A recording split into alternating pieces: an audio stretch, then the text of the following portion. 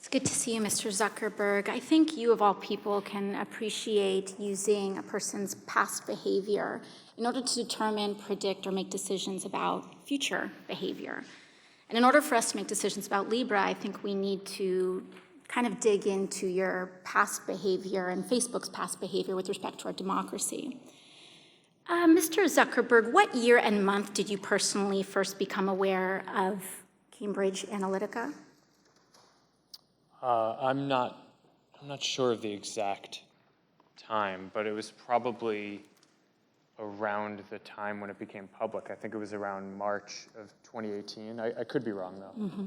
When did Facebook COO Sheryl Sandberg become aware of Cambridge Analytica?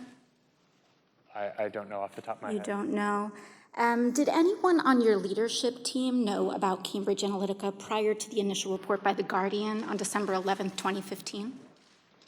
Congresswoman, I believe so, and that some folks were tracking it internally.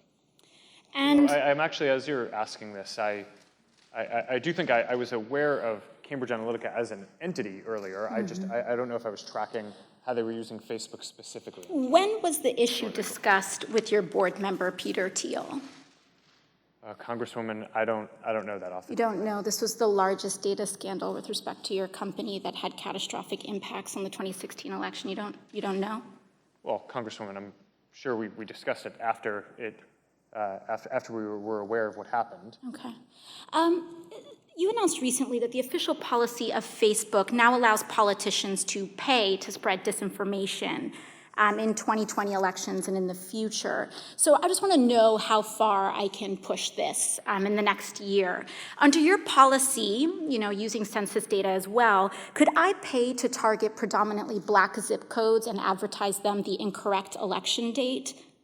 No, Congresswoman, you couldn't. We have, even for these policies around the newsworthiness of content that politicians say, and the general principle that I believe that. But you said you're not going to fact check my ads. We have, if anyone, including a politician, is saying things that that is calling for violence or could risk imminent physical harm or voter or census suppression when we roll out the census suppression policy, we will take that content down. So you will, there is some threshold where you will fact check political advertisements. Is that what you're telling me? Well, Congresswoman, yes, for specific things like that, where there's imminent risk of harm. Could I run ads targeting Republicans in primaries saying that they voted for the Green New Deal? Sorry, can you repeat that? Would I be able to run advertisements on Facebook targeting Republicans in primaries saying that they voted for the Green New Deal? I mean, if you're not fact-checking political advertisements, I'm just trying to understand the bounds here. What's fair game? I don't know the answer to that off the top of my head. I think so probably. You don't know if I'll be able to do that? I think probably. Do you see a potential problem here with a complete lack of fact-checking on political advertisements? Well, Congresswoman, I think lying is bad, and I think if you were to run an ad that had a lie, that would be bad. That's different from it being, for in our position, the right thing to do to prevent your constituents or people in an election from seeing that you had lied. So you won't take down lies, or you will take down lies? I think it's just a pretty simple yes or no. Congresswoman, I'm not talking about spin. I'm talking about actual yes, in most cases, in a democracy, okay. I believe that people should be able to see for themselves what politicians that they may or may not vote for are saying. So you won't take them down. Their character for themselves. So you won't take. You may flag that it's wrong, but you won't take it down. Congresswoman, it depends on the context that it shows up. Organic post. Ads, right. the treatment is a little One more question. In your ongoing dinner parties with far-right figures, some of who advanced the conspiracy theory that white supremacy is a hoax, did you discuss so-called social media bias against conservatives, and do you believe there is a bias? Congresswoman,